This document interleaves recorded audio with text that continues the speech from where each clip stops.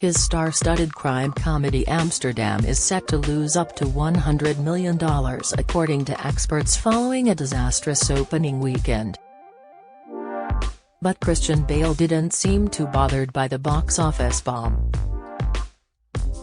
The 48-year-old actor had a smile on his face on his solo outing in Beverly Hills on Thursday. He kept his outfit casual cool, including a black t-shirt with matching jeans and blue Adidas sneakers. Christian wore his wavy long hair down as he sported a very impressive grizzled beard.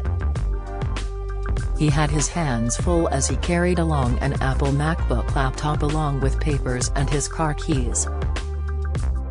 Christian seemed to be friendly as he gave a big hug to a pal in the parking lot.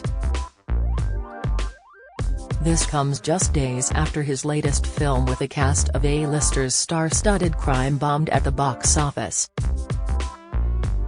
According to reports, experts are now predicting that the movie is set to lose up to $100 million, following a disastrous opening weekend that saw viewers panning the flick as boring and terrible. The David O. Russell-directed comedy thriller only earned a disappointing $6.4 million during its October 7 to 9 opening weekend, according to financial analysts who spoke to The Hollywood Reporter, even though initial estimates had it debuting somewhere between $10 to $20 million. Amsterdam's dismal box office performance is all the more disappointing given its all-star cast list, which boasts some of the biggest and brightest names in the industry, including Bale, Robert De Niro, Margot Robbie, Taylor Swift, Anya Taylor-Joy, Zoe Saldana, Andrea Riseborough, Chris Rock, and Rami Malek. Yet even that combined star power, as well as the previous box office success of Oscar-nominated director O.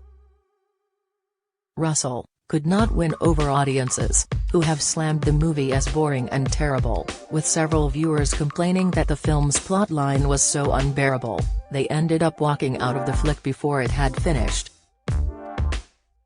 Amsterdam appears to have been banking so much on the cast's star power to aid in its marketing that the trailer even emphasized the number of A-list actors featured, while some of its print advertising merely featured a long list of the cast rather than images representing the film.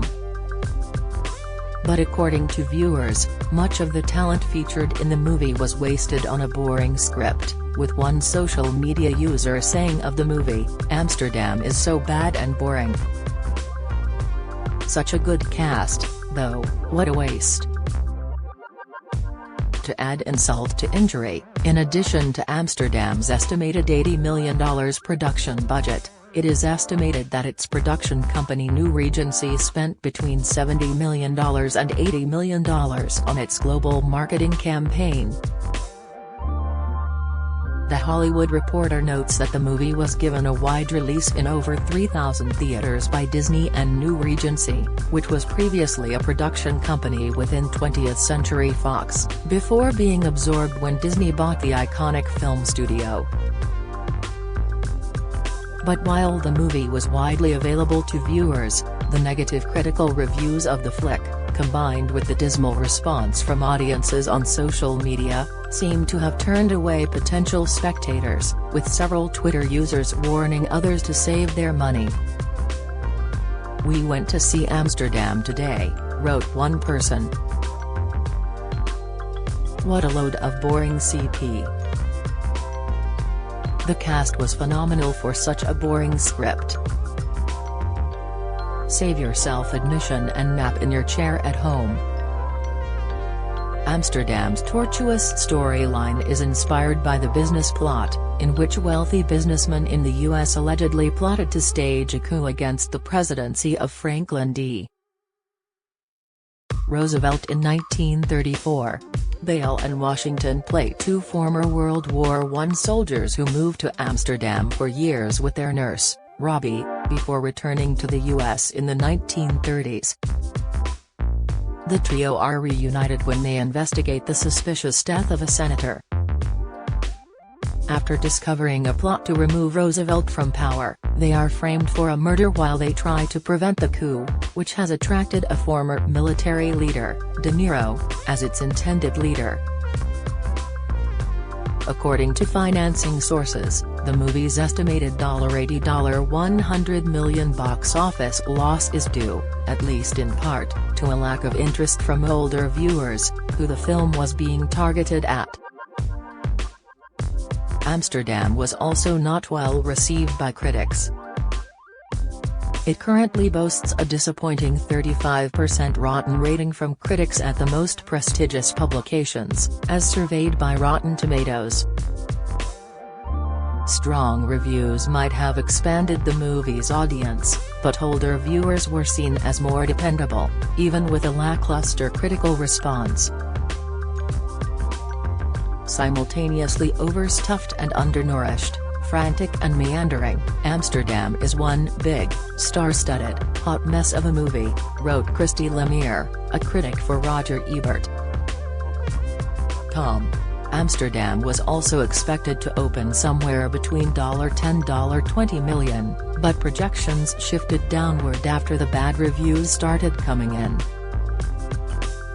The outlet noted that older adults have slowed the movie going in recent years, even predating the coronavirus pandemic, and films intended for older audiences have increasingly been released exclusively on streaming services.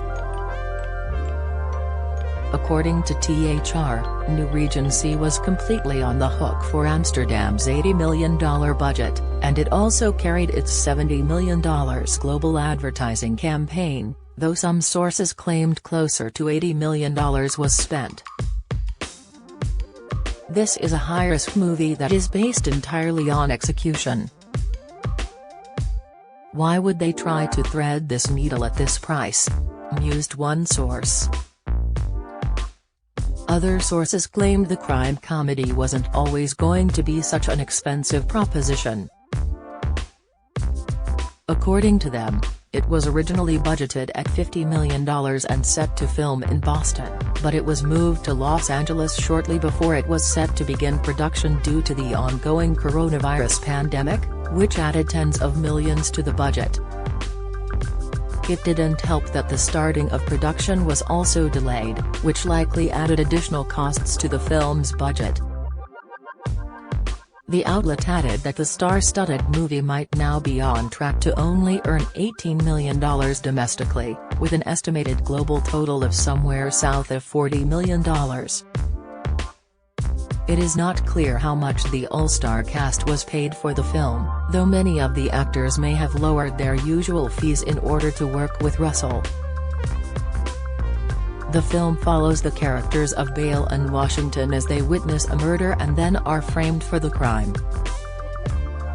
Set in 1930s New York, the men set out to uncover the truth behind the mystery. Throughout the film, flashbacks showcase the men's time in Amsterdam and their memories of the nurse who cared for them during the war. While on the run for the crime they didn't commit, the motley crew uncovers an even more sinister plot at play. Although it likely played a small part in the film's failure, Russell has faced numerous controversies around his behavior on his film sets and with his own family. He reportedly came to blows with Three Kings star George Clooney when the actor ordered him to stop verbally abusing crew members on the war film, and he was also recorded berating Lily Tomlin on the set of I Heart Huckabees, while Amy Adams later confirmed email leaks indicating that she had a brutal time film American Hustle. Russell's transgender niece also accused the filmmaker of fondling her breasts after inquiring about what hormones she was taking. Authorities ultimately decided not to charge Russell, who defended himself to police by saying his niece was acting very provocative toward him. However, the director's on- and off-set controversies aren't well known among the general public, suggesting they were a minimal factor in Amsterdam's failure. Although the losses are bad news for New Regency, the production company has had award-winning hits in the past, including Leonardo DiCaprio's survivalist drama The Revenant, which won him his Oscar, as well as Greta Gerwig's beloved adaptation of Little Women and the Oscar winner Bohemian Rhapsody. Even as it has a major bomb on its hands with Amsterdam, New Regency still has another relative hit on its hands with the critically acclaimed horror film Barbarian.